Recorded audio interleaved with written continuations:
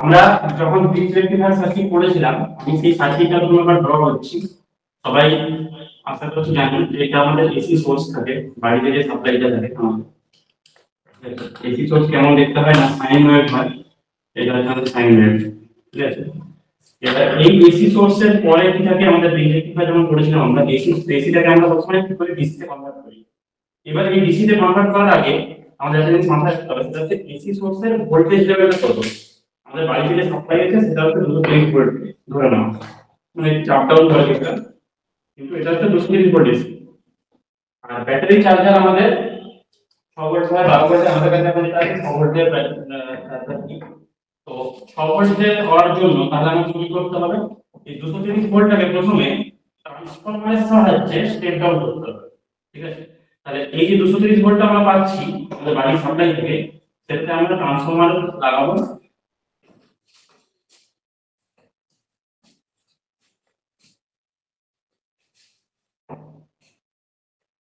লাগিয়ে step down করি। তাহলে এই দিকটা 230 ভোল্ট ছিল, এই দিকটা এখন আমরা 6 ভোল্টে রেখে দিব, 6 ভোল্ট 7 ভোল্ট এরকম রেখে পাবো। এটা হচ্ছে আমাদের ট্রান্সফরমার। স্যার বলছিলাম স্ক্রিনটা একটু কাছে নিয়ে গেলে ভালো হতো।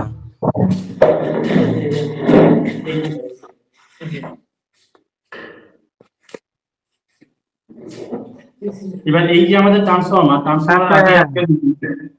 ট্রান্সফরমারের আগে আমাদের কি থাকে, আমাদের বাড়িতে মেইন সাপ্লাই থাকে, সুইচ থাকে, ফিউজ থাকে।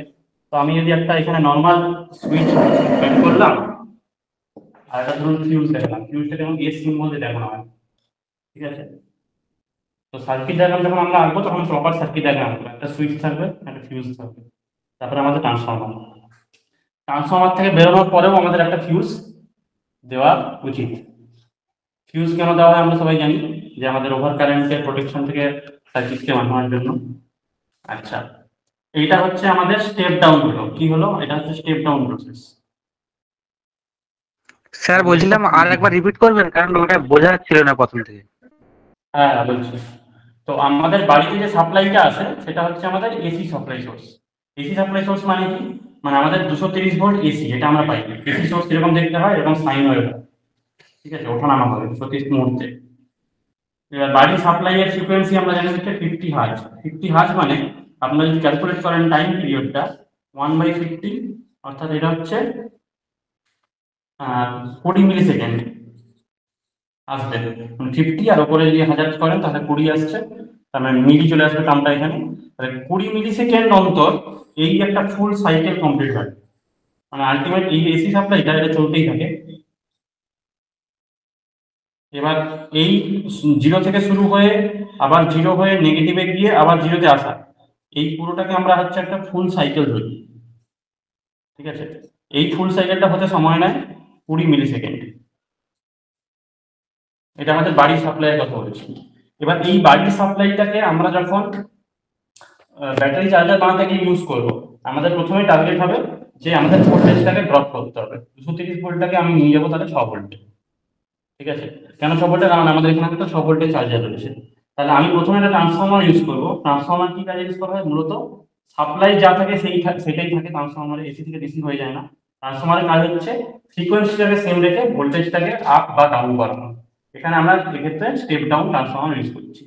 স্টেপ ডাউন ট্রান্সফরমার ইউজ করার ফলে কি হচ্ছে, আমাদের 230 ভোল্টটা কমে 6 ভোল্টে পরিণত হচ্ছে। কিন্তু এদিকে এসি ছিল, এদিকেও কিন্তু এসি থাকছে। আর একটা জিনিস যেটা বললাম, যে আমাদের বাড়ির যে সাপ্লাই যে কোনো ক্ষেত্রেই আমাদের একটা সুইচ থাকে, ফিউজ থাকে, এই সার্কিট ডায়াগ্রাম যখন আমরা আঁকছি সেগুলো কিন্তু ম্যান্ডেটরি, এগুলো আমরা মেনশন করব। সেম ভাবে ট্রান্সফরমারের বড় একটা ফিউজ রাখবো, যাতে আমাদের ওভার কারেন্টের প্রোটেকশন থেকে আমাদের পুরো এদিকে সার্কিটটাকে বাঁচানো যায়। এরপরে এরপরে আমাদের স্টেপ কি ছিল, এরপরে আমাদের যে ডায়োড দিয়েছিল সার্কিটটা,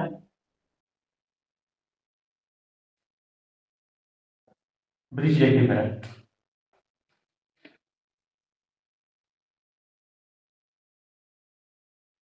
ঠিক আছে। তো এবার হচ্ছে আমরা ব্রিজ রেকটিফায়ার দেবো। এর আগে কিছু প্রসেস আছে, সেটা আমি বলে দিচ্ছি। তো এই ব্রিজ রেকটিফায়ার এই এতদিন অবধি আমরা আগের ক্লাসে দেখেছি যে এটা সাপ্লাই টাইপ করলাম আর এখান থেকে আমরা লোড নিয়ে যাবো এই দুটো টার্মিনাল থেকে। এ আর বি তে যদি আমি সাপ্লাই দিই, তাহলে বাকি যে দুটো অলরেডি সি আর ডি, এখান থেকে আমরা লোডের দিকে নিয়ে যাবো। এবার এই লোডের দিকে নিয়ে যাওয়ার আগে আমাদের আরো কিছু স্টেপ আছে, ঠিক আছে? সেই স্টেপগুলো আমরা দেখে নিচ্ছি। স্টেপগুলো কি? প্রথমেই হচ্ছে বললাম যে এই যে এসিটা ছিল, এই এসিটাকে আমরা এখন ডিসি তে কনভার্ট করবো, মানে এই ব্রিজ রেকটিফায়ার সাহায্যে।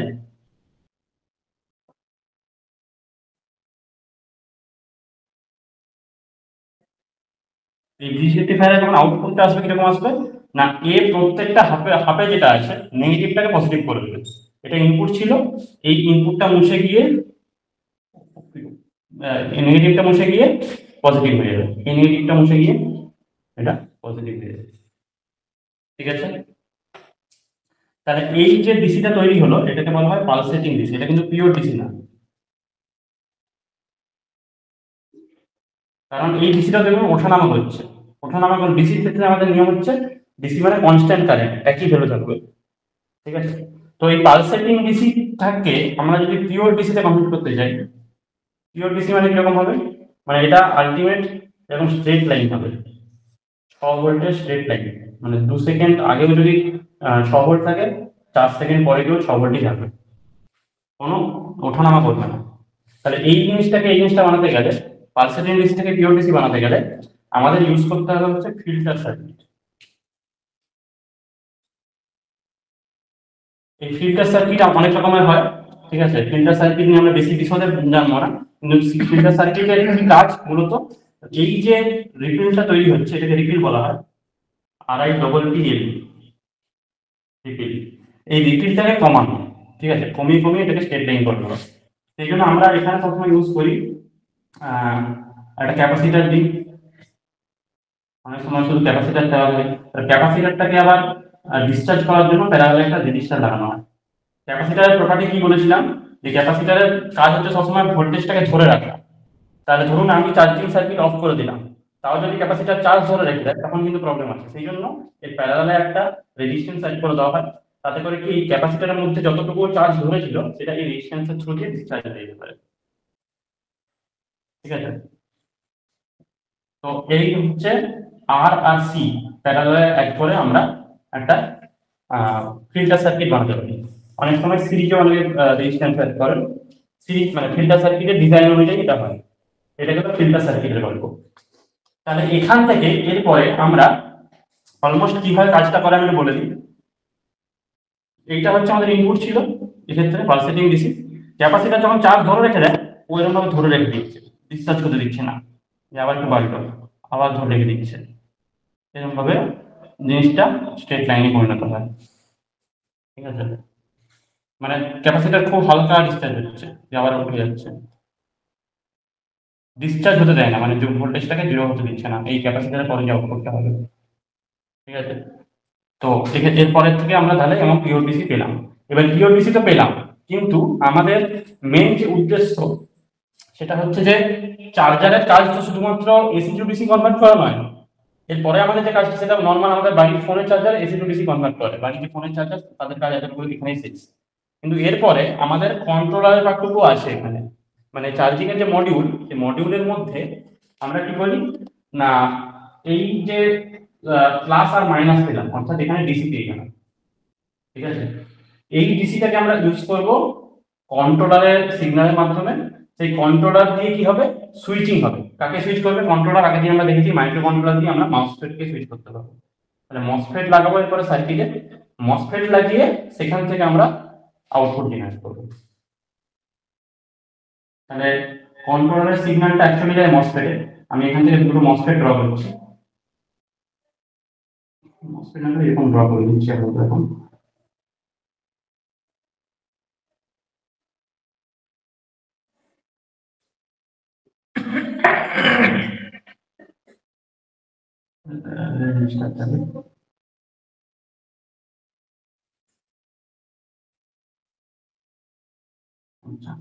তো এইগুলো হচ্ছে একটা সুইচ, মসফেট যেটা বলছিলাম আমরা, ঠিক আছে? এই মসফেটের যে গেট, গেট ড্রাইভ সোর্স করেছি আমরা মসফেটে। তাহলে এই যে গেট, এই গেটের সিগন্যাল আছে কোথা থেকে? মাইক্রো কন্ট্রোলার থেকে। এই দুইটা সিগন্যাল আসে মাইক্রোকন্ট্রোলার থেকে। আগে থেকে আমরা এলইডি চালিয়ে দেখছিলাম, এলইডি মিলি সেকেন্ড রেঞ্জে অন অফ করে করে দেখছিলাম। এরকম মিলি সেকেন্ডেরও ছোট মাইক্রো সেকেন্ডে এই মাইক্রোকন্ট্রোলার সিগন্যাল জেনারেট করে এই মসফেটের সুইচ অন অফ করানোর জন্য। সেই জন্য এখানে মসফেট ইউজ করা হয়, ট্রানজিস্টার ইউজ করা হয় না, কারণ এখানে ওই মেগাহার্জ রেঞ্জের ফ্রিকোয়েন্সি জেনারেট করতে হয়। এবার এই যে মসফেটের যে আউটপুট, ঠিক আছে,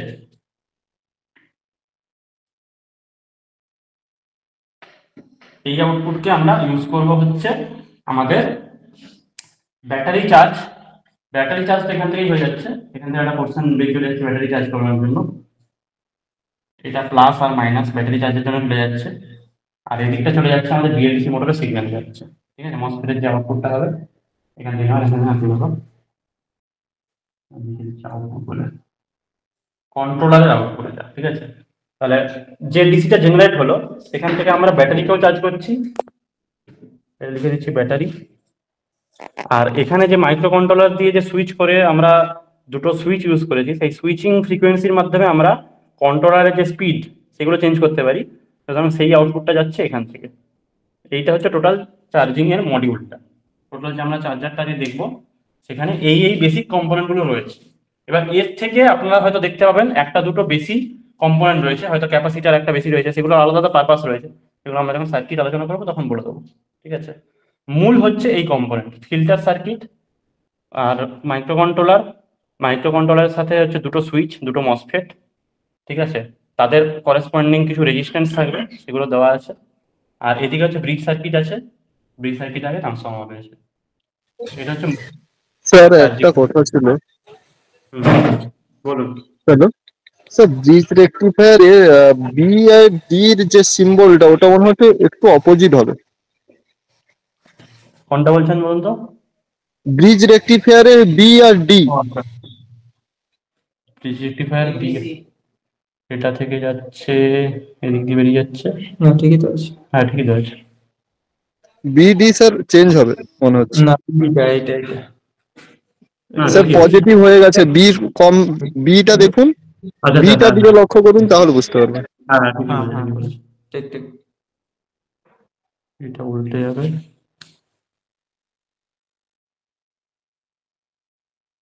হ্যাঁ এটা হচ্ছে না, এটা না ঠিক ঠিক আছে, আছে ঠিক আছে। এই দুটো একমুখী হবে, এই দুটো বেরিয়ে যাবে। হ্যাঁ ঠিক আছে ঠিক আছে। ওকে ওকে। আচ্ছা, যতটা আলোচনা হলো এর মধ্যে কোনো কোশ্চেন আছে কারোর? স্যার আমি যদি মসফেটটা না দিই তাহলে তো আমার ব্যাটারি চার্জিং ক্যাপাসিটি হয়ে যাচ্ছে। হ্যাঁ মসফেটটা দিলে শুধু জাস্ট আমার ফোনের যেভাবে ব্যাটারি চার্জিং হয় সেই প্রসেসেই ফোনের চার্জিং হয়ে যাচ্ছে, কিন্তু এখানে আমাদের এই একটা মডিউলের মধ্যে, যে মডিউলটা আমরা আজকে দেখাবো সেই মডিউলের মধ্যে পুরোটা রয়েছে, মানে কিন্তু স্যার কন্ট্রোলারের। ওভার চার্জিং প্রোটেকশনটা এর পরে পড়বে না এর আগে পড়বে, মানে চার্জিং এর আগে? চার্জিং এর আগেই পড়বে। ওভার চার্জ না, চার্জিং এর যে ওভার চার্জিং এর প্রোটেকশন বলছেন সেটা এর পরে, মানে আচ্ছা কন্ট্রোলারের পার্টটা যেখান থেকে স্টার্ট হচ্ছে সেখান থেকে আসবে। ওভার চার্জিং এর জন্য একটা আইসি হয়, সেটা হচ্ছে LM317। সেই আইসির একটা ইনপুট আউটপুট আর ইয়ে রয়েছে। ঠিক আছে, ওভার চার্জিং যখন বললেন সেই জন্য বলে দিলাম, এই আইসিটা লাগানো হয় okay over sir, charging. Thank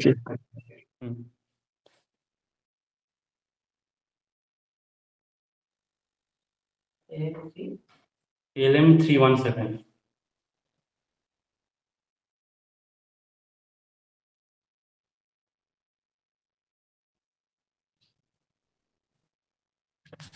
তারপর অনেক সময় অনেক চার্জার দেখবেন এখন মডিফিকেশন হয়ে গেছে, তো যে টাইমার থাকে। ঠিক আছে, তো টাইমারের জন্য তাদের ভেতরে একটা টাইমার আইসি ইউজ করতে হয়। টাইমার আইসিটা 333 কি একটা নাম ছিল, 333 দিয়ে একটা টাইমার আইসি হয়। তো সেক্ষেত্রে আমরা তখন টাইমার ইউজ করতে পারবো, মানে অলরেডি এখানে টাইমার সেট করে দেওয়া যাবে যে আমরা কতক্ষণ ধরে চার্জ করতে চাইছি। 333 আইসি বলে সার্চ করলেই পাওয়া যাবে নেটে, টাইমার আইসি ওটাকে বলা হয়। ওটাও এখানে অ্যাডিশনালি আমরা অ্যাড করতে পারি, যে অটো কাট, যেটা এটা বলা হয় যে অটো কাট কিভাবে হয় না, আমি একটা টাইম বেঁধে দিলাম যে 20 মিনিট ধরে চার্জ হবে, তারপর অটোমেটিক কাট হয়ে যাবে। সেটা হচ্ছে এই টাইমার আইসি চার্জ, ওই 20 সেকেন্ডটা ক্যালকুলেট করা, 20 সেকেন্ডের পরে অটোমেটিক্যালি ও সার্কিটটাকে কাট করে দেবে। এইগুলো সমস্ত আইসি গুলো কানেকশন গুলো সিরিজে করা হয়, কেননা আমরা যদি বলি প্রোটেকশন বা টাইম ক্যালকুলেট, এগুলো কিন্তু ফিউজের মতোই কাজ অনেকটা। যে আলটিমেট টাইম হয়ে গেল, ও কেটে বাদ দিয়ে দাও। সিরিজে না অ্যাড করলে কিন্তু এই লজিকটা পসিবল নয়। স্যার একটা কোশ্চেন ছিল, হ্যাঁ, বলছি স্যার চার্জিং এর সময় যখন আমরা যত হাই এন্ড কার গুলোতে যাচ্ছি ওগুলোতে কি ডিসি তে হচ্ছে, মানে ভোল্টেজটা কি ফিক্সড থাকে 12 বা 48, না ওটা ফ্ল্যাকচুয়েট করে শুধু এসি থেকে ডিসি করে হাই ভোল্টেজে হচ্ছে, ওটা কি ভোল্টেজটা না থাকে স্যার? ওটা যেরকম চার্জার এখন এখন আমাদের কাছে ধরুন 6 ভোল্টের চার্জার রয়েছে, এবার 6 ভোল্টেরই আউটপুট। 1 মিনিট।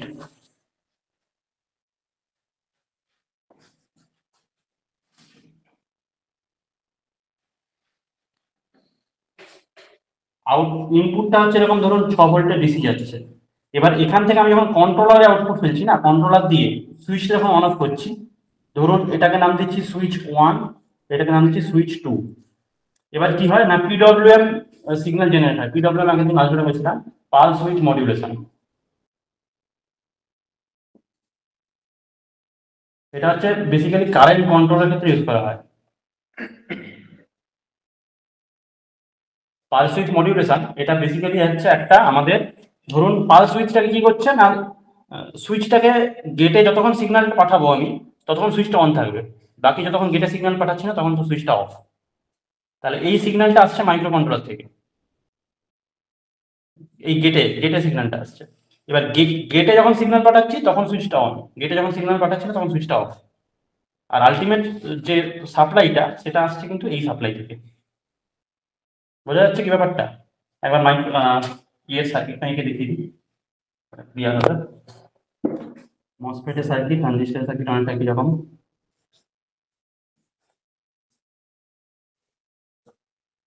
এই হচ্ছে মসফেট, উল্টো দিকে।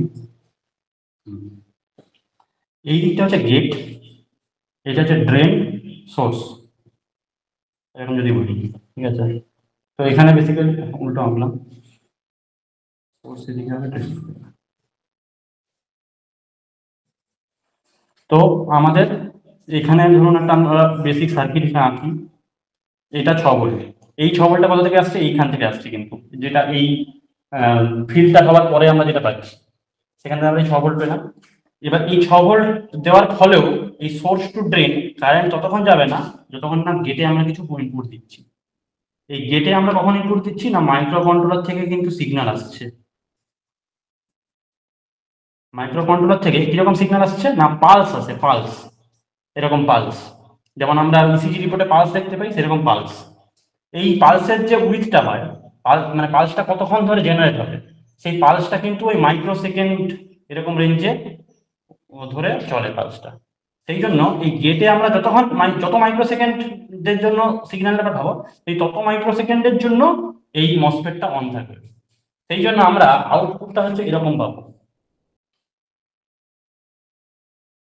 মানে ধরুন 200 মাইক্রো সেকেন্ড অন্তর অন্তর একটা করে পালস পাঠানো হচ্ছে। যখন এই সুইচটা অন তখন এই সুইচটা ধরুন অফ, এরকম লজিকে যদি থাকে তাহলে ব্যাপারটা এরকম হবে, যখন এটা অফ তখন এটা অন, তখন এটা অফ তখন এটা অন। তো আউটপুটটা তখন এইরকম আসবে। সুইচের অন অফের যে ফ্রিকোয়েন্সি সেখান থেকে আমরা এরকম আউটপুট পাবো। এবার বলতে পারেন যে স্যার এটাও তো হয়ে গেল, ডিসি আর থাকলো না, না, এটাতে অ্যাকচুয়ালি এটা চেঞ্জ হয়ে গেল। চেঞ্জ হয়ে গিয়ে লাভটা কি হলো, কারণ এই পারপাসটা তো আমার কোথায় লাগছে, এটাতে স্পিড কন্ট্রোল করতে লাগছে, মোটরের বিএলডিসি মোটরের সিগন্যালটা যাচ্ছে, তাই না? তো সেই বিএলডিসি মোটরে যে সিগন্যালটা পাঠানো হয় সেটা কিন্তু লক্ষ্য করে দেখবেন, আমরা যখন বিএলডিসি মোটর আলোচনা করেছিলাম থিওরি ক্লাসে, তখন কিন্তু এরকম সিগন্যাল পাঠানো হয়। কনস্ট্যান্ট ডিসি সিগন্যাল কিন্তু যায় না, কারণ ওখানে আমার কন্ট্রোলারের দরকার রয়েছে, স্পিড কন্ট্রোল বাড়ানো কমানো করার দরকার। এবার স্পিড যখন বাড়ানোর দরকার হয় তখন কি করি না, আমরা এই মাইক্রো কন্ট্রোলারের মাধ্যমে এই যে উইথটা আছে সিগন্যালের, সেই উইথটাকে বাড়ানো কমানো করি, এটাকে বাড়িয়ে কমিয়ে আমরা স্পিডটাকে অ্যাডজাস্ট করতে পারি। তো এখানে এই যে আমরা মডিউলটা আজকে দেখবো, এখানে শুধু চার্জিং মডিউলটাই নেই, চার্জিং এর সাথে কন্ট্রোলারের মডিউলটাও রয়েছে, ঠিক আছে? সেই জন্য আমি পুরোটা একসাথে বলে দিলাম, জিনিসটা একসাথে দেখতে কিরকম লাগে। এইটা বেসিক মডিউলগুলো আমরা আলোচনা করলাম, ঠিক আছে? এর সাথে আরো কিছু, যেমন এই যে ওভার চার্জিং প্রোটেকশনের জন্য একটা সার্কিট রয়েছে, ফিউজ রয়েছে, আইসি রয়েছে, সেগুলো এক্সটার্নাল পার্ট। বেসিকটা হচ্ছে এটা। কারো কিছু প্রশ্ন আছে?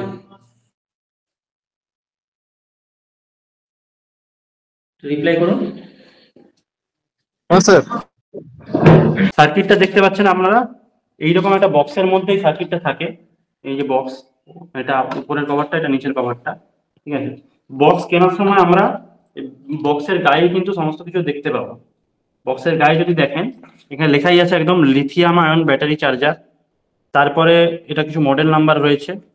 মডেল নাম্বারের নিচে এই যে এইখানটাতে ভালো করে লক্ষ্য করবেন, মডেল 54.6 ভোল্ট 6 অ্যাম্পিয়ার, ঠিক আছে। ইনপুটে যাচ্ছে আমাদের 180 ভোল্ট টু 260 ভোল্ট, এটা হচ্ছে এসি। আর আউটপুটে হচ্ছে 54.6 ভোল্ট, কারেন্ট যাচ্ছে 6 অ্যাম্পিয়ার, ঠিক আছে। তার মানে এটা 54 ভোল্টের আউটপুট জেনারেট করতে পারে এই যে মডিউলটা দেখবো আজকে, ঠিক আছে। 54 ভোল্ট, 54.6 ভোল্ট, 6 অ্যাম্পিয়ার। এবার এটা কেন বেশি না স্যার, আমরা তো সবাই জানি 24 ভোল্ট আর 48 ভোল্ট এরকম রেঞ্জে হয়। 48 ভোল্টের ব্যাটারিকে চার্জ করতে গেলে আমাদের কিন্তু 48 ভোল্টের থেকে বেশি লাগবে, বেশি ভোল্টেজ। সেই জন্য এর আউটপুটটা হচ্ছে 54.6 ভোল্ট, যেটা কিনা ব্যাটারিতে ডাইরেক্ট দিলে কোনো অসুবিধা নেই। মানে 48 ভোল্টে আমি যদি 54 ভোল্ট দিয়ে চার্জ করি কোনো অসুবিধা নেই, কিন্তু 48 ভোল্টের কম হলে কিন্তু উল্টো দিকে কারেন্ট ফ্লো করবে, ডিসচার্জের দিকে চলে যাবে, ঠিক আছে। আচ্ছা, এবার হচ্ছে আসছি মেন মডিউলে। এই যে আমাদের প্লাগ থেকে যে দুটো তার এসছে,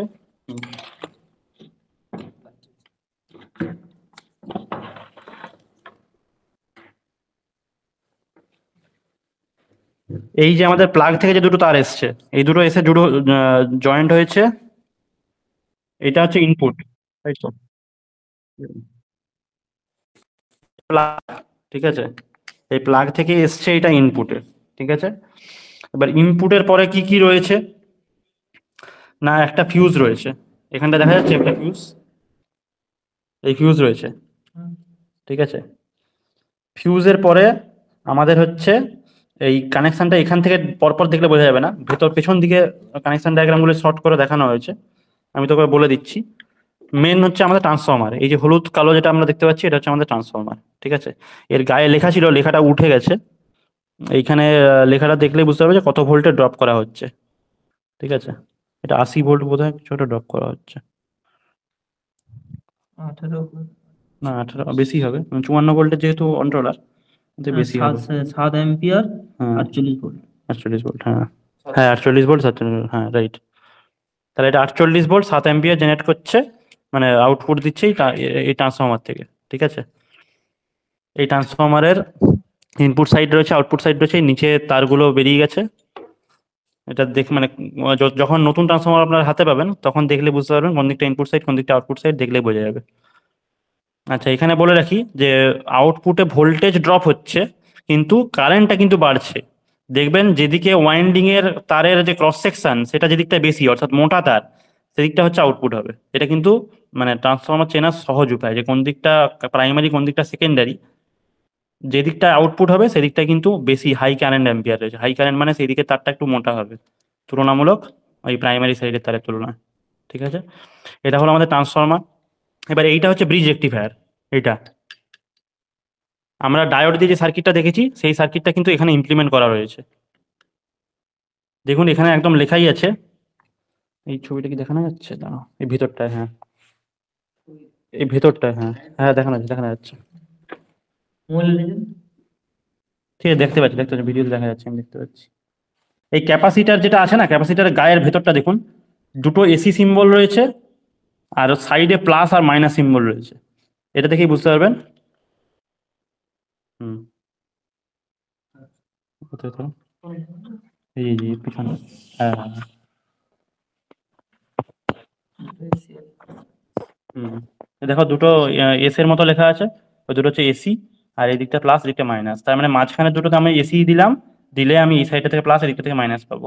ব্রিজ রেক্টিফায়ারটা সোজা কথা এই একটা এর মধ্যে মডিউলের মধ্যে ইমপ্লিমেন্ট করে দেওয়া আছে অলরেডি, ঠিক আছে। এটা জিনিসটা হলো কম্প্যাক্ট হলো আর কি। আচ্ছা, এরপরে হচ্ছে আমাদের যে ক্যাপাসিটার রেজিস্ট্যান্স দিয়ে বলছিলাম, এই যে ক্যাপাসিটার রয়েছে, এখানে রেজিস্ট্যান্স রয়েছে, এটা ক্যাপাসিটার, এই যে মেরুন কালারের যেটা দেখা যাচ্ছে এটা ক্যাপাসিটার, এদিকে রেজিস্ট্যান্স রয়েছে, ঠিক আছে। আচ্ছা, আর এদিকেও রয়েছে ক্যাপাসিটার, রেজিস্ট্যান্স। ফিল্টার সার্কিটের পুরোপুরি এগুলো ফিল্টার সার্কিটের পার্ট। ক্যাপাসিটার, রেজিস্ট্যান্স যেগুলো রয়েছে এগুলো ফিল্টার সার্কিটের জন্য দেওয়া আছে। আর কিছু রয়েছে ওভার সার্কিট প্রোটেকশনের জন্য, ওভার কারেন্ট প্রোটেকশনের জন্য, ঠিক আছে। আচ্ছা, তার আগে আমি বলে দিই তাহলে কোনটা আমাদের কন্ট্রোলার আর কি। এই হচ্ছে আমাদের কন্ট্রোলার মডিউল। আমরা যে কন্ট্রোলার ইউজ করি, আগের দিন আমরা হচ্ছে একটা কন্ট্রোলার দিয়ে দেখিয়েছি যেটা আরডুইনো উনো বোর্ডে ছিল। আর এক্ষেত্রে এই কন্ট্রোলারটা ইউজ করা আছে। কন্ট্রোলারের গায়ে যে নাম্বারটা লেখা আছে আমি সেটা বলে দিচ্ছি, আপনারা যে যার নোট করে নিন। নোট করে নিয়ে পরে আপনারা সময় করে এটা দেখতে পারবেন। এগুলোর ডেটা শিট সবসময় নেটে অ্যাভেলেবেল, যেটা কি পারপাসে ইউজ করা হয়, কোন পিনের কি কাজ। এখানে দেখতে পাচ্ছেন আপনারা অলরেডি কিছু ক্যাপাসিটার, রেজিস্টার লাগানো আছে। এটা হচ্ছে বাই ডিফল্ট এই কন্ট্রোলারের প্রপার্টি যে এই ক্যাপাসিটার, এই রেজিস্ট্যান্সগুলো লাগাতেই হবে, না হলেই কন্ট্রোলারটা কাজ করবে না, ঠিক আছে। আর সেই জন্য একটা কন্ট্রোলার শুধু আইসি নিলেই হয় না, তার সাথে এই বোর্ডটাও নিতে হয়। বোর্ডে অলরেডি লেখা থাকে এই যে কোন কোথায় কি ক্যাপাসিটার ইউজ করতে হবে, তারপরে আপনি নিজেদের মতো করে সোল্ডারিং করে নিতে পারবেন। তো এটা হচ্ছে আমাদের কন্ট্রোলারটা। কন্ট্রোলারের নাম্বারটা বলছি আমি, S3F94 0C43ZZ, তারপরে 09DK94। এটা আমি তা বোর্ডে লিখে দিচ্ছি একবার নাম্বারটা, পরে লিখছি, এটাকে বলে দিই। এটা হচ্ছে কন্ট্রোলার। এই কন্ট্রোলার থেকে যে সিগন্যাল জেনারেট হয়, অর্থাৎ মাইক্রোসেকেন্ড রেঞ্জে যে জেনারেট হয়, সেটা কোথায় যায়? সেটা হচ্ছে যায় আমাদের দুটো সুইচে, অর্থাৎ দুটো মসফেটে। দুটো মসফেট কোথায়? এই হচ্ছে একটা মসফেট, এইটা মসফেটের বেসিক্যালি, এইটা মসফেট নয়, মসফেটটা হচ্ছে ভেতরেই ছোট্ট কালো যেটা আছে এটা মসফেট। আর এটা যেটা লাগানো আছে এটা হচ্ছে হিট যাতে যেটা হয়, তৈরি হয়, সেটাকে স্প্রেড আউট করে দেওয়ার জন্য। এটাকে হিট সিঙ্ক বলা হয়। হিটটাকে টেনে নিয়ে রেডিয়েট করে দেয় বাতাসে। দেখবেন এটা ল্যামিনেটেড করে এইভাবে ডিজাইন করে দেওয়া আছে, ঠিক আছে। এইটা হচ্ছে আমাদের মসফেট, এই ছোট্ট কালো যেটা আছে এই দিকেও রয়েছে সেম। এটা আর এটা দুটো মসফেট রয়েছে, ঠিক আছে। মসফেটের নাম্বারটা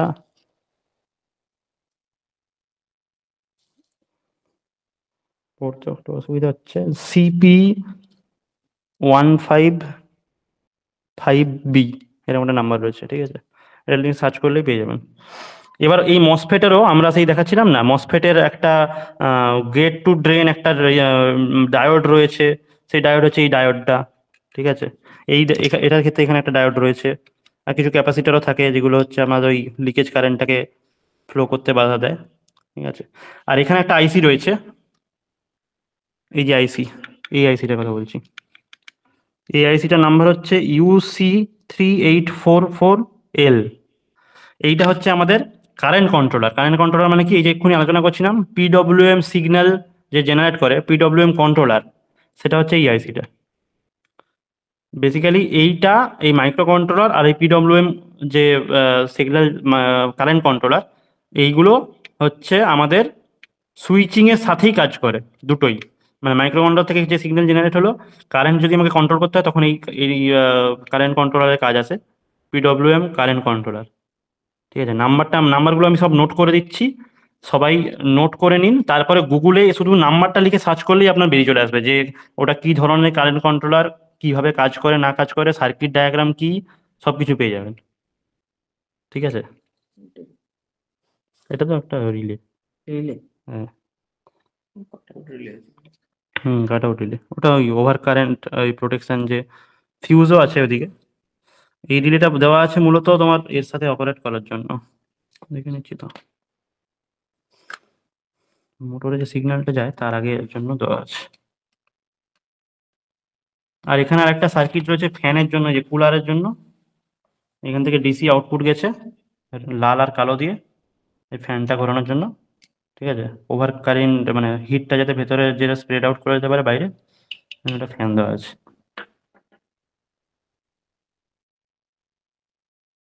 রিলেটা রয়েছে 10 অ্যাম্পিয়ারের 125 volt AC, 10 ampere 28 volt DC. 28 ভোল্টই আছে মনে হয়, হ্যাঁ 28 ভোল্ট ডিসি। মানে 10 অ্যাম্পিয়ারের ওপরে হলে তখন এটা কাট আউট করে যায় আর কি। 10 অ্যাম্পিয়ারের ওপরে কারেন্ট চলে গেলে এমনিতেও ড্যামেজ হয়ে যাবে, কারণ আমাদের চার্জারের রেটিংয়ে লেখা আছে ওটা 6 অ্যাম্পিয়ার ম্যাক্সিমাম অপারেট করতে পারে, ঠিক আছে। আমি একটু নাম্বারগুলো লিখে দিচ্ছি, আর কারোর কোথাও কোশ্চেন থাকলে একটু বলবেন। এই সার্কিটটার আপনি যদি মানে সার্কিটটা যদি কারো কাছে পান বা থাকে কারো কাছে, তাহলে উল্টে এখানে কানেকশন গুলো কিন্তু দেখানো আছে, ঠিক আছে? এই যে এখান থেকে কানেকশন তৈরি করা আছে, তারপর তারপরে আপনার ধরুন এই যে কন্ট্রোলার অলরেডি যে এই লাইনগুলো দিয়ে গেছে, কোথায় কার সাথে কানেকশন আছে কিন্তু এই লাইনগুলো দেখে বোঝা যায়। এখনকার দিনে যে মডিউলগুলো তৈরি হচ্ছে সেগুলো কিন্তু এইভাবে দেখা যায় না, এটা অনেকটা মানে ব্রড বলে, এগুলো পুরোনো দিনের সার্কিট তো এইভাবে তখন তৈরি হতো সোল্ডারিং করে করে, এখন সব মেশিনে বানানো হয়। সেই জন্য এখানে কানেকশনগুলো আপনি চট করে চাইলেই দেখতে পাবেন। কিছু কিছু কানেকশন নষ্ট হয়ে যায়, যেমন এই যে তারটা গেছে, এই যে ওয়্যারটা গেছে, মানে এটা একটা ভেতরে তামার পাত দেওয়া আছে সূক্ষ্ম, তো এইটা যদি কোনোভাবে নষ্ট হয়ে যায় এরকম বাইরে থেকে আপনাকে আলাদা করে সোল্ডারিং করতে হবে। এই যে আলাদা করে সোল্ডারিং করেছে, এগুলো মেশিনের মাধ্যমেই করে, অনেকে ম্যানুয়ালিও করে, ঠিক আছে, শুধু কানেকশনটাকে তৈরি করার জন্য। এবার এই সার্কিটটা দেখলে মাথা খারাপ হয়ে যাবে। প্রত্যেকটা ইন্ডিভিজুয়াল মডিউল ধরে যদি চেক করেন, যে আমার এই ধরুন ট্রান্সফরমার, তাহলে ট্রান্সফরমারের লিডগুলো কোথায় গেছে আমি এখান থেকে দেখতে পাচ্ছি। এই যে এখানে হচ্ছে আউটপুট গেছে, এখান থেকে আউটপুটগুলো টানা হয়েছে, এখান থেকে আউটপুট গেছে, এখান থেকে আউটপুট গেছে, ঠিক আছে। তারপর ট্রান্সফরমার এই যে সাইডে হচ্ছে ডায়োড আছে, ডায়োড দেওয়া রয়েছে, ক্যাপাসিটার রয়েছে, ক্যাপাসিটার, এই ক্যাপাসিটার দুটো, ঠিক আছে। ক্যাপাসিটার গুলো আর এই রেজিস্ট্যান্সটাও কানেক্ট রয়েছে ওর সাথে, রেজিস্ট্যান্স, এখানে রেজিস্ট্যান্স রয়েছে, এই একটা রেজিস্ট্যান্সের লিড, এই একটা রেজিস্ট্যান্সের লিড, ক্যাপাসিটার আর রেজিস্ট্যান্স দিয়ে ফিল্টার সার্কিট বানানো রয়েছে, ঠিক আছে। এইভাবে আমরা সার্কিটটা দেখতে পাবো। এর পেছনেও লেখা আছে এটা কবে ম্যানুফ্যাকচার হয়েছে, 2021 সালে অক্টোবর মাসে 25 তারিখে। তারপর এটার মডেল নাম্বারটা রয়েছে, এখানে ডেটটা লেখা রয়েছে। আচ্ছা,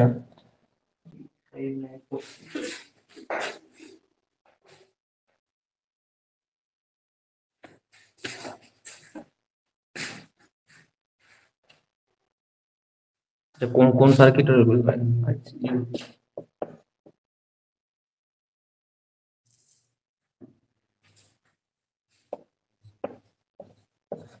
এইটা হচ্ছে আমাদের কন্ট্রোলারটা, মাইক্রো কন্ট্রোলার, ঠিক আছে। মাইক্রো কন্ট্রোলার আইসিটা যেটা দেখাচ্ছিলাম সেটা হচ্ছে মাইক্রো কন্ট্রোলারটা। এইটার নাম্বারটা লিখে সার্চ করলেই, মানে অর্ধেকটা লিখলেই পুরো নাম্বারটা অলরেডি সাজেশনে দেখাবে, গুগলে সার্চ করতে গেলে। পপুলার আইসি এটা খুব। এরপরে হচ্ছে আমি যেটা বলছিলাম পিডব্লিউএম কারেন্ট কন্ট্রোলার।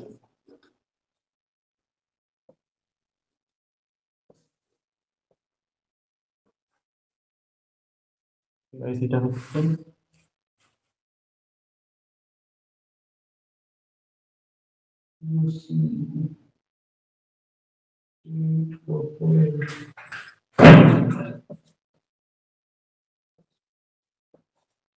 এটা হচ্ছে পিডব্লিউএম কারেন্ট কন্ট্রোলারের যে আইসিটার নাম।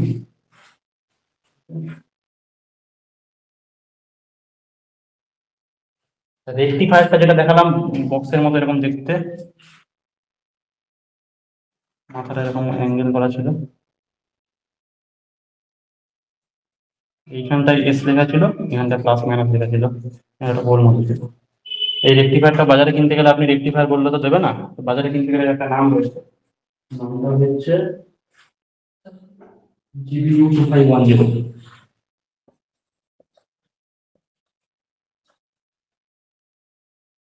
আপনি বাজারে গিয়ে বললেন আমাকে একটা পিডব্লিউএম কারেন্ট কন্ট্রোলার দাও, অনেক কারেন্ট কন্ট্রোলার রয়েছে, তো পার্টিকুলার আপনাকে এই মডেল নাম্বারটা বলতে হবে। সেরকম ক্ষেত্রে মাইক্রো কন্ট্রোলার ক্ষেত্রে নাম্বারটা বলতে হবে, আর এই ব্রিজ রেকটিফায়ারের ক্ষেত্রে এই নাম্বারটা রয়েছে।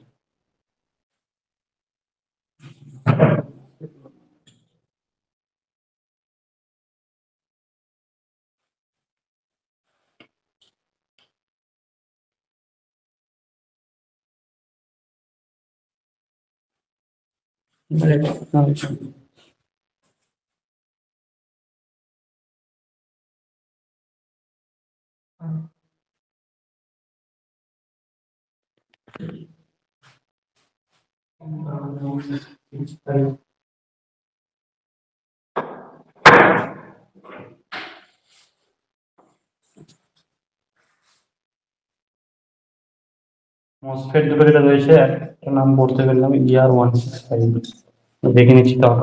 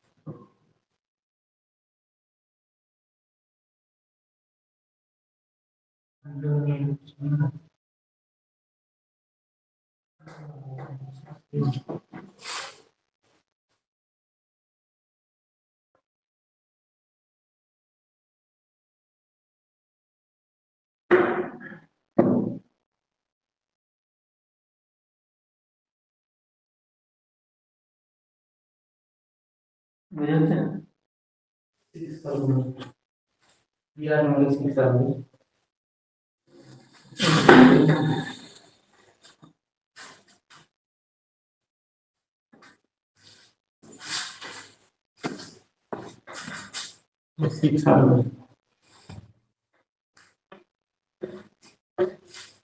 এই যে এরকম একটা স্ক্রিনটা দেখা যাচ্ছে, এটা alldataseed.com বলে একটা ওয়েবসাইট আছে, ঠিক আছে? ওখানে গিয়ে আপনি যে কোনো নাম টাইপ করলে চলে আসবে। এরকম অনেক কোম্পানির, বিভিন্ন কোম্পানি তাদের ডেটা সিট আপলোড করে রেখেছে এই ওয়েবসাইটে। এই সাইডে সাইডে কিছু কোম্পানির লোগো দেখা যাচ্ছে, ঠিক আছে? এবার যে কোনো মানে অলমোস্ট সবকটাই সেম, শুধু আমার যে মডেল নাম্বারটা আছে 6R165P, এই মডেলটা রয়েছে। এখানে ক্লিক করলেই ডেটা সিটটা ডাউনলোড হয়ে যাবে। ডাউনলোড করে আপনি পড়তে পারেন, অথবা না ডাউনলোড করে আপনি দেখতে পারেন। এই ডাউনলোড ডেটা সিট অপশন রয়েছে, এটা একদম ফ্রি, ঠিক আছে? এখান থেকে পড়া যাবে। জুম করলে এখানে দেখা যাবে যে এটা কারেন্ট রেটিং কত, ভোল্টেজ রেটিং কত, পিন, এমনকি আপনার পিন যদি চিনতে অসুবিধা হয়, পিনও এইভাবে দেওয়া থাকবে। এইভাবে আপনি যদি ধরেন 1 2 3, 1টা হচ্ছে গেট, 2টা হচ্ছে ড্রেন, 3 নম্বরটা হচ্ছে সোর্স, সমস্ত কিছু এখানে পেয়ে যাবেন। এই যে ভোল্টেজ রেটিং দেওয়া আছে 650 ভোল্ট, তারপরে এটা ওহম দেওয়া আছে, এগুলো নিজস্ব মানে প্রোডাক্টের যে সামার ডিটেলস এগুলো দেওয়া হয়েছে। এছাড়াও আপনি এখানে হচ্ছে কন্টিনিউয়াস ড্রেন কারেন্ট, ম্যাক্সিমাম কত কারেন্ট পাঠানো যাবে। 25°C হচ্ছে 21 অ্যাম্পিয়ার, 100°C 13 অ্যাম্পিয়ার, 25°C এটা হচ্ছে পালস ড্রেন কারেন্ট, মানে পালস উইথে যেটা কথা বলছিলাম, পালসের জন্য আপনি 61 অ্যাম্পিয়ার পাঠানো যেতে পারে। পালস মানে কি, হুট করে একটু বিশাল কারেন্ট, অনেকটা কারেন্ট, এই জন্য হচ্ছে এটা 61 অ্যাম্পিয়ার কারেন্ট ম্যাক্সিমাম পাঠানো যাবে। তারপরে এনার্জি, এগুলো অনেক কিছু রয়েছে টার্ম, এগুলো প্রপার ইলেকট্রনিক্স যে টার্ম রয়েছে। কিন্তু আমাদের আপাতত কাজ চালানোর জন্য যেগুলো ম্যাক্সিমাম কারেন্ট, ম্যাক্সিমাম ভোল্টেজ, এগুলো জানলেই চলবে। তার সাথে সাথে আপনার যদি পিন সম্পর্কে ডাউট হয়, পিনটাও আপনি এখানে দেখতে পেয়ে যাবেন, পিন কনফিগারেশন কি কি আছে, ঠিক আছে?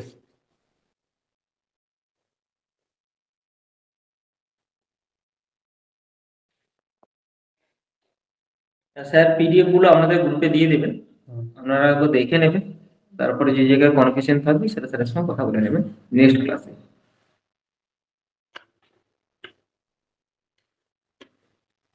আচ্ছা, আটা রেডি করার সময় আমি বলে দেবো পরের দিনের ক্লাসে, তাও বলে রাখছি যে ধরুন এই যে নাম্বারগুলো বলে দিলাম, এগুলো তো খাতায় অবশ্যই মেনশন করতে হবে, কারণ আপনি একটা সার্কিট ডায়াগ্রাম যে কোনো কোথাও সার্চ করলে পেয়ে যাবেন, কিন্তু আপনি যে চিনছেন যে কোনটা কন্ট্রোলার, কোনটা আমার মসফেট, কোনটা পিডব্লিউএম কারেন্ট কন্ট্রোলার, সেগুলো হচ্ছে যে মডেলটা দেখলেন সেটার নাম অবশ্যই মেনশন করবেন। তার সাথে সাথে এইগুলোর যে ডেটা শিট আপনি মানে ডেটা শিট অ্যাটাচ করতে হবে না, এগুলোর ডেটা শিট ডাউনলোড করে এটা ধরুন ধরুন এই যে মসফেটের কি maximum current, maximum voltage, gate to drain, sorry drain to source, drain to source হচ্ছে যেটা আপনার কারেন্ট হয়, ম্যাক্সিমাম কারেন্ট আর ম্যাক্সিমাম ভোল্টেজ কত অ্যাপ্লাই করতে পারবো আমি, এই যে ভোল্টেজটা বলছিলাম, এই ভোল্টেজটা আমি ম্যাক্সিমাম কত অ্যাপ্লাই করতে পারবো, গেট দিয়ে আমি ম্যাক্সিমাম কত কারেন্ট পাঠাতে পারবো, সেগুলো একটা ম্যাক্সিমাম রেঞ্জ রয়েছে, সেগুলো দিয়ে সেগুলো মেনশন করতে হবে, ঠিক আছে? নোটবুকে এখানে মেনশন করতে হবে।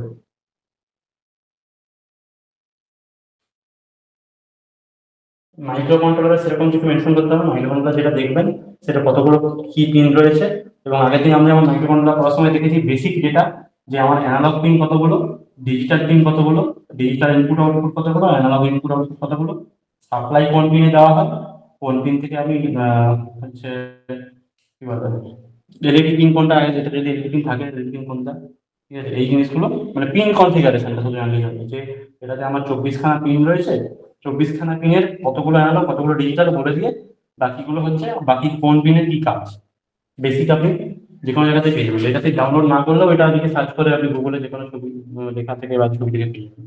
এইটুকু কাজ আপনাদেরকে নিজেরাই করতে হবে, মানে যে কোনো সার্কিট বানাতে গেলে এগুলো হচ্ছে আমাদের জানা উচিত, যেগুলো মিনিমাম জানানো উচিত সেইগুলো আমাদেরকে নিজেদেরকেও জানতে হবে এবং তার সাথে সাথে নোটবুকে মেনশন করতে হবে। সাপ্লাইটা আসছে আমাদের, এটা হচ্ছে আমাদের 230 ভোল্ট এসি, ক্লিয়ার। এরপরে হচ্ছে আমাদের এই যে ট্রান্সফরমার যাচ্ছে ভায়া ফিউজ, ট্রান্সফরমার হচ্ছে আউটপুট দিচ্ছে আমাদের 48 ভোল্ট ডিসি, ঠিক আছে। 48 ভোল্ট ডিসি দেওয়ার পরে কোথায় আউটপুট যাচ্ছে? Filter circuit. এদিকে যে রেজিস্ট্যান্স ক্যাপাসিট্যান্স লাগানো আছে, এদিকেও ক্যাপাসিট্যান্স রেজিস্ট্যান্স লাগানো আছে, এটা ফিল্টার সার্কিট। ফিল্টার সার্কিটের কাজ হচ্ছে পিওর ডিসি তৈরি করা, মানে আমি ওখানে সার্কিট আঁকার সময় একটাই ক্যাপাসিটার আর একটা প্যারালালে একটাই রেজিস্টার দেখিয়েছি, কিন্তু এখানে ক্যাপাসিটার রেজিস্ট্যান্স বিভিন্ন সিরিজ প্যারালাল কম্বিনেশন করে কিন্তু লাগানো আছে। প্রপার সেটা যে ফিল্টার ডিজাইন করেছে এটা সার্কিটটার জন্য, সে বলতে পারবে যে প্রপার ডিজাইনটা কি আছে। কিন্তু এখানে আমরা জানি বেসিক সার্কিট ডিজাইনটা হচ্ছে যে একটা ক্যাপাসিটার, একটা রেজিস্ট্যান্স, ক্যাপাসিটার কাজ হচ্ছে ভোল্টেজটাকে ধরে রাখা, যেটা কিনা আমাদের এই পালসেটিং ডিসিটাকে পিওর ডিসিতে কনভার্ট করবে। তাহলে এই ক্যাপাসিটার আর রেজিস্টার সেগুলো দিয়ে আমরা হচ্ছে করলাম হচ্ছে ফিল্টার সার্কিট ডিজাইন, তাতে আমরা পিওর ডিসি পেলাম। এবার পিওর ডিসিটাও কিন্তু এখানে ইউজ করা হচ্ছে, এই যে ফ্যানটা চালাতে যে ইউজ হচ্ছে এটা পিওর ডিসি ইউজ হচ্ছে। এটা হয়ে গেল আমাদের চার্জারের পার্ট। এবার কন্ট্রোলার পার্ট শুরু হচ্ছে তারপর থেকে। কন্ট্রোলার কি করে না, ওই ডিসিটা শেয়ার করছে দুটো মসফেট, এই একটা মসফেট, এই একটা মসফেট। এবার এই দুটো মসফেটের গেটে যে সিগন্যালটা যাচ্ছে, সেই গেটের সিগন্যালটা কিন্তু আসছে এই মাইক্রো কন্ট্রোলার থেকে আর পিডব্লিউএম কন্ট্রোলার থেকে। পিডব্লিউএম কন্ট্রোলার কখন দরকার হচ্ছে না, এটা যেহেতু একটা কারেন্ট কন্ট্রোলার, কোনোভাবে যদি আমি হাই ধরুন যেটা স্পিডে চার্জিং হয়, হাই স্পিড চার্জিং এর ক্ষেত্রে আমার কিন্তু কারেন্টের মেন খেলা, মানে কারেন্টের ভ্যালুটা তখন অনেক বেশি করতে হয়, সেক্ষেত্রে কারেন্ট কন্ট্রোলার লাগে। আবার ধরুন ব্যাটারি একদম ডিসচার্জ হয়ে গেছে, সেক্ষেত্রে তখন পিডব্লিউএম কারেন্ট কন্ট্রোলার নিজের সিগন্যালটাকে উইথটাকে বাড়িয়ে বেশি কারেন্ট পাঠাতে পারবে, যেগুলো কিনা অ্যালাউ করবে এই মসফেট দুটো। আর মাইক্রো সেকেন্ড রেঞ্জের যে গেটের সিগন্যালটা যায় সেটা হচ্ছে আমাদের এই মাইক্রো কন্ট্রোলার থেকে। এই মাইক্রো কন্ট্রোলার থেকে আউটপুট কিরকম ভোল্টেজ রেঞ্জ আসতে পারে আমরা বলে দিলাম, আলোচনা করলাম। মানে 54.6 ভোল্ট রেটিং আছে, তো ওর মধ্যেই পালসের উইথ গুলো জেনারেট হবে, এই দুটো থেকে যে আউটপুট গুলো হবে, যেটা কিনা আমাদের চলে যাবে হচ্ছে মোটরের কন্ট্রোলারে। মোটরের বেসিক্যালি ওই বিএলডিসি মোটরে যেমন সিগন্যালটা পাঠাবো আমি, সেরকমই স্পিড বাড়ানো কমানো করে দেবে। এই টোটালটা হচ্ছে চার্জিং প্লাস কন্ট্রোলার মডিউলটা মিলে একসাথে। এবার ফল্ট ফাইন্ডিং আমরা কিভাবে করতে পারি? ফল্ট ফাইন্ডিং প্রথম হচ্ছে মানে এই সার্কিটটা ভালো না খারাপ সেটা বুঝতে গেলে আমাদের প্রথমে চেক করতে হবে যে সাপ্লাই দিলাম লাইট জ্বলছে কিনা। লাইট যদি না জ্বলে, বাইরে থেকে আমরা কি করবো, এটার পেছনে সার্কিট আছে আলাদা, এলইডি যে দুটো জ্বলে সেই এলইডিটা চেক করবে এলইডিটা আদৌ ভালো আছে কিনা। দেখলাম এলইডিটা ভালো আছে, তার মানে সাপ্লাইটা এলইডি অবধি পৌঁছাচ্ছে না, মাঝে কোথাও কাট আউট হয়ে গেছে। তাহলে মাঝে আসার কি কি পথ আছে না, প্রথমে ট্রান্সফরমার। তাহলে সাপ্লাইটা যে 230 ভোল্ট আসছে, ট্রান্সফরমারের আউটপুট থেকে আমি 48 ভোল্ট এসি আউটপুট পাচ্ছি কিনা সেটা দেখতে হবে। হলো, এবার 48 ভোল্ট এসি আউটপুট পাওয়ার পরে কি হবে না, সেটা ব্রিজ রেক্টিফায়ারে যাচ্ছে। ব্রিজ রেক্টিফায়ার আউটপুট থেকে আমি 48 ভোল্ট এসি জেনারেট হলে ডিসিটা একটু বেশি হবে, ওরকম 54 ভোল্ট মতো ডিসি এখান থেকে আমরা পাবো। তাহলে এর যে আউটপুটটা রয়েছে প্লাস আর মাইনাস, সেখানে আমরা চেক করে দেখবো যে আউটপুটটা আসছে কিনা। তাহলে দুটোতেই যদি আউটপুট ঠিকঠাক আছে, তাহলে ট্রান্সফরমার ওকে আছে, রেক্টিফায়ার ওকে আছে। তারপরে আমাদের ফিল্টার সার্কিট আছে, ফিল্টার সার্কিটের একটা একদম আউটপুট যেটা আমি কন্ট্রোলার যাচ্ছে সেটা চেক করতে পারি, বা সিরিজে যদি কোনো রেজিস্ট্যান্স থাকে সেই রেজিস্ট্যান্স হয়তো পড়ে গেছে সেটাও হতে পারে। তখন ইন্ডিভিজুয়ালি যদি আমি কন্ট্রোলারের যে ড্রেন আর সোর্স তাদের মধ্যে যদি আউটপুটটা আমি না পাই, তাহলে আমাকে দেখতে হবে কিন্তু যে ওই রেজিস্ট্যান্স গুলো সব ঠিকঠাক আছে কিনা। রেজিস্ট্যান্স ক্যাপাসিট্যান্স জেনারেলি প্যারালালে লাগানো হয়, ক্যাপাসিটর যদি প্যারালালে নষ্ট হয়ে যায় কোনো অসুবিধা হবে না কিছু, কিন্তু রেজিস্ট্যান্স গুলো যদি সিরিজে লাগানো থাকে কারেন্ট কন্ট্রোলের জন্য, সেই রেজিস্ট্যান্স গুলো আমরা চেক করতে হবে ঠিক আছে কিনা। প্রত্যেকটা রেজিস্ট্যান্সের ওহম চেক করতে পারি, বা আমরা কারেন্টটাও চেক করতে পারি যে ওর মধ্যে কারেন্টটা ফ্লো করছে কিনা, ঠিক আছে। এবার সবকিছু হয়ে গেল, তারপরেও দেখছি আউটপুট আসছে না, তার মানে মেন গন্ডগোল হচ্ছে আমার মাইক্রো কন্ট্রোলার থেকে হয়তো সিগন্যাল যাচ্ছে, মসফেটটা খারাপ হয়ে যেতে পারে। তখন মসফেট চেক করার কি কি উপায় আমরা অলরেডি বলেছি, যে একদম প্রথমের দিকে ক্লাস যেগুলো হয়েছিল, মসফেটে আমরা ওই ড্রেন টু সোর্স এটা একটা ভোল্টেজ পাবো। মসফেটটা যদি ভালো থাকে, মানে কন্টিনিউটি টেস্টারে মোডে মেরে মাল্টিমিটারে কন্টিনিউটি মোডে মারলে আমি হচ্ছে ওই গেট টু ড্রেন, এখানে যেহেতু একটা ডায়োড থাকে ওখানে আমি কন্টিনিউটি পাবো, ঠিক আছে। তাই সেটা দিয়ে চেক করতে পারবো যে মসফেট গুলো ভালো আছে কিনা। এই হচ্ছে উপায়। আর মাইক্রো কন্ট্রোলার টেস্ট করার কি উপায় যদি বলেন, মাইক্রো কন্ট্রোলার টেস্ট করার সেরকম কোনো উপায় নেই। মাইক্রো কন্ট্রোলারের হচ্ছে আইসি যদি কোনোভাবে খারাপ হয়ে যায়, এই আইসি বাদ দিতে হবে, এটা হচ্ছে মাইক্রো কন্ট্রোলার ডিসঅ্যাডভান্টেজ। মানে ভেতরে যদি মাইক্রো কন্ট্রোলার কোনোভাবে খারাপ হয়ে যায়, মাইক্রো কন্ট্রোলার পুরোটাই বাদ দিয়ে আমাকে নতুন মাইক্রো কন্ট্রোলার বসাতে হবে। সেক্ষেত্রে একটা অ্যাডভান্টেজ হচ্ছে, এই যে সার্কিটটা বানানো আছে, এই সার্কিটের তলায় এই জায়গাটা গ্লু দেওয়া আছে, গ্লুটাকে সরিয়ে আমি নতুন মাইক্রো কন্ট্রোলার মডিউল নিয়ে এসে এখানে লাগিয়ে দিতে পারি। এই যে মডিউলটা আছে সাদা কালারটা দেখছেন, এই মডিউলটাকে পুরোপুরি খুলে একটা নতুন মডিউল কিনে এসে লাগিয়ে দিতে পারি।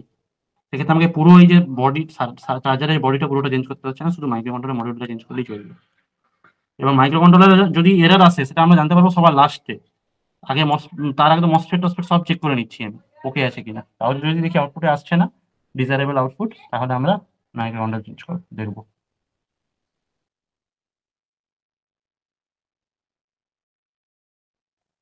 মাইক্রো কন্ট্রোলার চেক করার উপায় আছে, সেটা হচ্ছে আমরা যে আগের দিন দেখছিলাম যে আমাদের গ্রাউন্ডে সাপ্লাই পাচ্ছিলাম না, ওটা তো বোর্ডটার প্রবলেম ছিল। কিন্তু মাইক্রো কন্ট্রোলার যে পিনগুলো রয়েছে, ওই জন্য পিন কনফিগারেশন আমি পড়তে বললাম।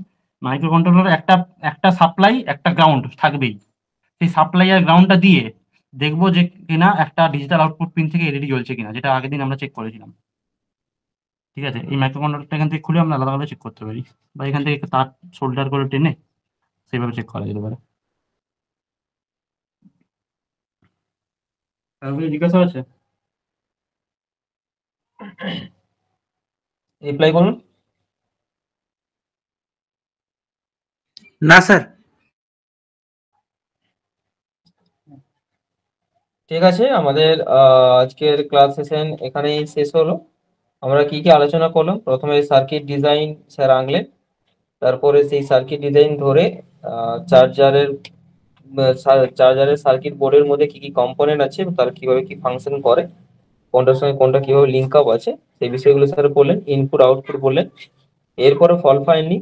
এবার এই টোটাল সার্কিটের মধ্যে যদি আমি ফল্ট ফাইন্ডিং করতে চাই, ফল্ট খুঁজতে চাই, তাহলে আমাকে স্টেপ বাই স্টেপ এগোতে হবে। তো কোন স্টেপের পরে কোন স্টেপ আমরা চেক করব, সেই বিষয়গুলো স্যার বললেন। এই পুরো বিষয়টা যে কমপ্লিট হলো। আর নেক্সট ক্লাসে, অর্থাৎ নেক্সট ক্লাসটা অবশ্যই অনলাইন হবে। আমাদের খাতা রেডি করো, খাতা রেডি করে ক্লাসটা কিন্তু সবাই করবেন, কারণ খাতাগুলো আপনাদের কিন্তু সাবমিট করতে হবে। তো কারণ এটা করাটা খুব ইম্পর্টেন্ট, এবং খাতা রেডি করার মধ্যে কি কি পার্ট থাকবে সেটা স্যার বলেই দেবেন। তাই সেই অনুযায়ী খাতাগুলো রেডি করবেন। এই খাতাগুলো আমাদের কাছেই পরবর্তী কাছে দিয়ে দেওয়া হবে। যখন মানে রেজাল্ট হাতে পাবে, তখন খাতাগুলো আমাদের রিটার্ন দিয়ে দেওয়া হবে। ফলে যেগুলো শিখবেন সেগুলো কিন্তু ইন ফিউচারে যে কোনো সময় কাজে লাগবে। এবং যদি ইন্টারভিউ দিতে চান মূলত ইভি সেক্টরের ওপরে, সেখানে কিন্তু 100% কাজে লাগবে।